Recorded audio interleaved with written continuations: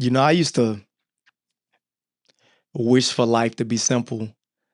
A few years ago, before I developed a lot of the things that I'm gonna talk to you about in this video, man, I was in a dark, dark place. And it was primarily because I wasn't living up to my own potential. I'm just gonna keep it 100 with you. I have a lot of conversations with people, and some of them like my new perspective, some of them don't. I've gotten to the point to where I'm really close to not caring what anyone thinks. And that's been a big, big positive breakthrough in my life because I used to care what everybody think. I'm gonna be 100. I gotta be real about this stuff. And then I figure out that my source of oneness, my foundation as a person was my work ethic. And the very things that I was running away from in terms of my background, being non-traditional, getting a GED, going to welding school, having a big family at a young age, it then became my strength once I started getting into corporate America. And what I mean by that is the very thing that I thought was going to be a crutch, the very thing that I would be embarrassed by was my greatest strength. What do I mean by that? The fact that I had the stickability and the work ethic to become a pipe welder. I worked offshore. I worked in shipyards. I took a lot of risks when I was younger, so I would literally leave one place and go to another shipyard if they was paying a little bit more. I don't care if the job was farther away. If I had to travel out of Virginia, from Alabama, if I had to go down to Louisiana to catch the boat or to become a seaman, I took a lot of chances. And I didn't always hit on them. Like, obviously, I didn't hit on everything. It was a lot of things that didn't work. But through all of that, I can tell the difference between me and my peers right now. And shout out to everybody who rock with me. Shout out to the people on my team. Shout out to the people who want to see me continue to improve and do better in life. I love you and I appreciate you for that. But I can look at anyone I come in contact with and I can immediately tell what level they on mentally and what they're willing to give up for the things that they say they want. Now, the caveat to that is having this type of mentality to where you're willing to do whatever it takes within reason.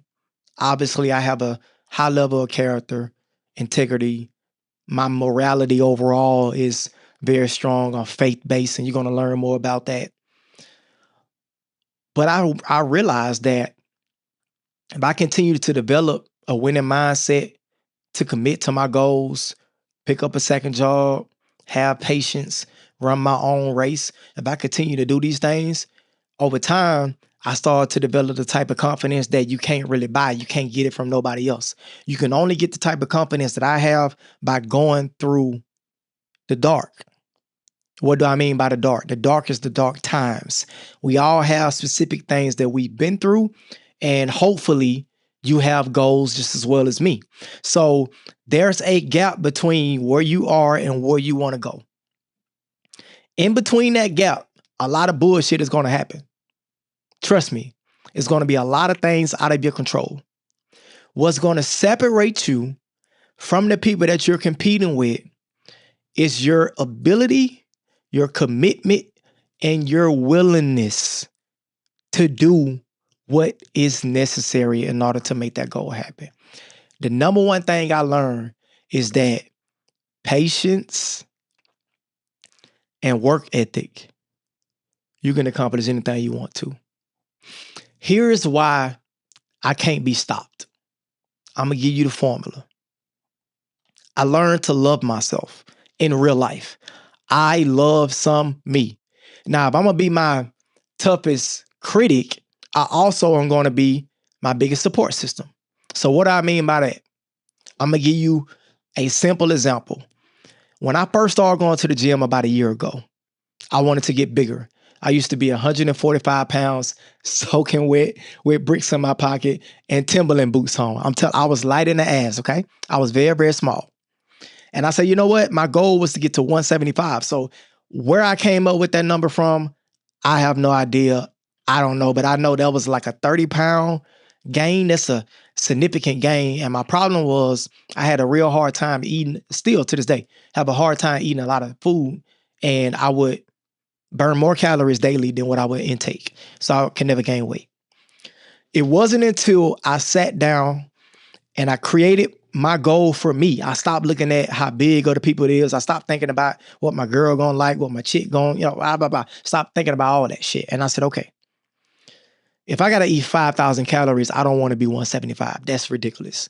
But what I can do is, what if I just commit to working out 3 times consistently every week? And no matter how many times I start and stop, it's just keep doing it. And I started iterating different things. Okay, so I didn't go to the gym yesterday because I couldn't find my shoes. All right, so tonight, let me put my shoes by the door. Okay, I didn't go to the gym because the gym membership lap, I didn't put that money to the side. Okay, cool. Let me make sure I put the money to the side to pay the gym. So I started doing these little things, start doing it.